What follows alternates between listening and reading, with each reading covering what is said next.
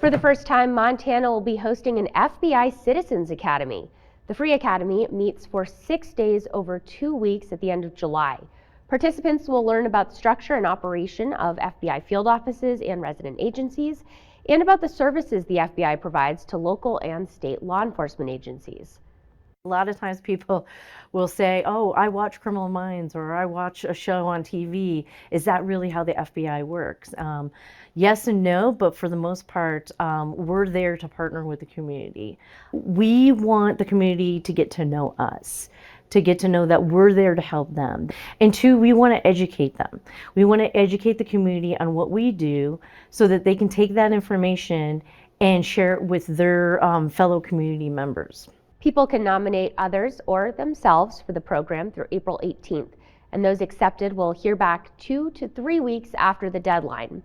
Nominees must be a recognized business, religious, or community leader, live and or work within the division's jurisdiction, be at least 21 years old, consent to a limited background investigation including fingerprint checks, and agree to attend all sessions with no more than 2 excused absences.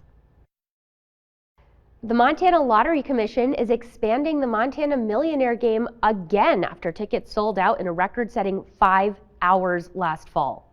The 2024 Montana Millionaire will have 4 $1 million grand prizes and a total of 500,000 tickets for sale. That is 120,000 more tickets than last year. Tickets will still be $20 each. Also changing in 2024, no more early bird drawings. Instead, there will be a $250,000 prize drawn on December 2nd. There will also be more $100 and $500 instant win prizes. Tickets go on sale November 1st. When we come back, the first day of spring is tomorrow, but will it feel like spring? Chief Meteorologist Curtis Grebenitz will have all of that in your full forecast. And later, the U.S. Supreme Court hears arguments in a case that could redefine online speech. MTN News at 5 continues right after this.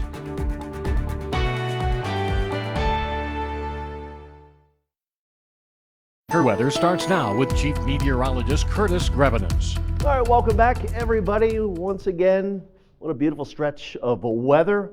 A lot of people out running and just being outside, enjoying the nice weather. You can still see that smoke from that prescribed burn up above the York area right there. 67 degrees. A little southwest wind gusting to 18 miles per hour, and the record high, not that close to the record high, but anybody else remember that? 76 on this date in 2017. Look at the temperatures, 60s all across the board, except where we're in the 70s like Miles City and Billings. It's pretty windy too out over the eastern parts of the state. Look at that.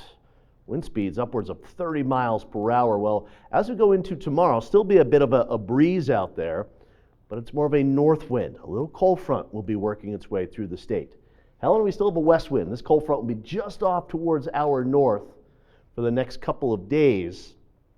Even into Wednesday, it's more of a west wind, downsloping wind, so we'll still be looking at fairly mild temperatures all the way into Wednesday. It's after that, Thursday, that we'll start to see some things happen here. Quiet on the radar. However, a couple issues. An avalanche warning in the backcountry here.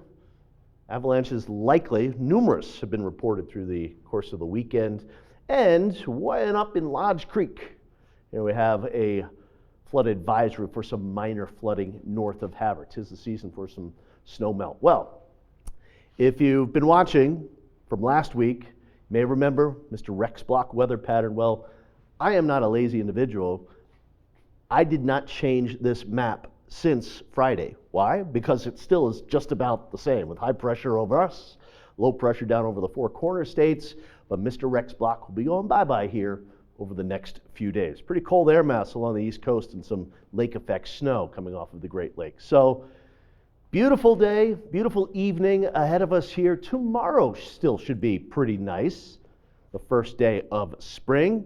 Looking at a good amount of sunshine. However, these clouds up here, kind of innocuous, but they're moving down, and that's the cold front. Gets into Great Falls later tomorrow, close to Helena. We'll start clouding up later tomorrow afternoon and evening. And look at that snow up here on the High Line. It stays to the north of even Great Falls all the way through Wednesday. It's probably not until Wednesday night or even Thursday that we'll see some precipitation down here in Helena. But there it is on Wednesday. A little bit more Wednesday night into Thursday. And then Friday, Saturday, Sunday. It is going to be quite a snowy stretch late this week into the first weekend of spring. Tonight, fairly mild. Again, some places staying above the freezing point. Tomorrow, the high starts breaking down. Here comes the cold front, more clouds, cooler temperatures off towards the north. But we're still up right around 60 degrees here in the capital. For Wednesday, this boundary slows down. Look at the difference from Helena to Great Falls. A little snow again out the high line.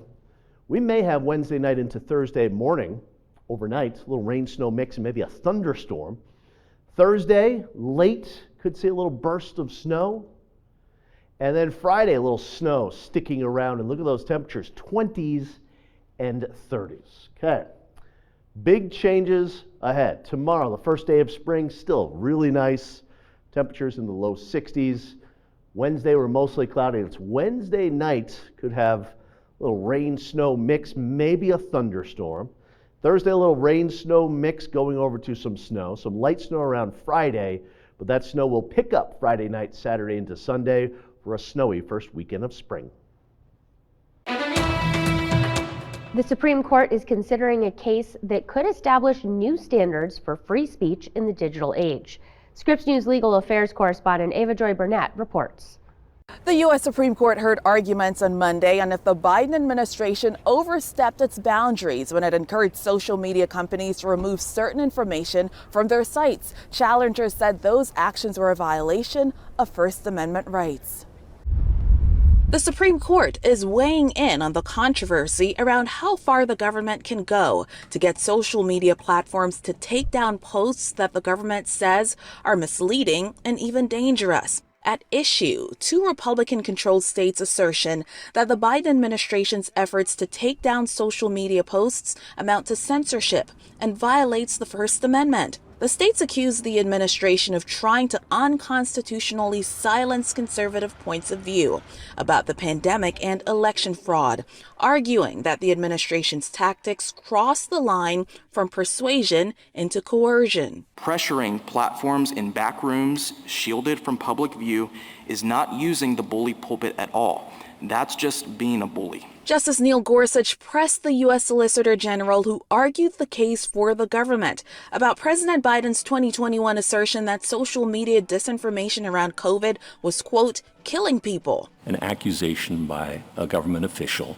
that unless you change your policies, you're responsible for killing people. Could that be coercion? The president said this to the public in the middle of a pandemic, and then 3 days later, I think this is important, he clarified. He said,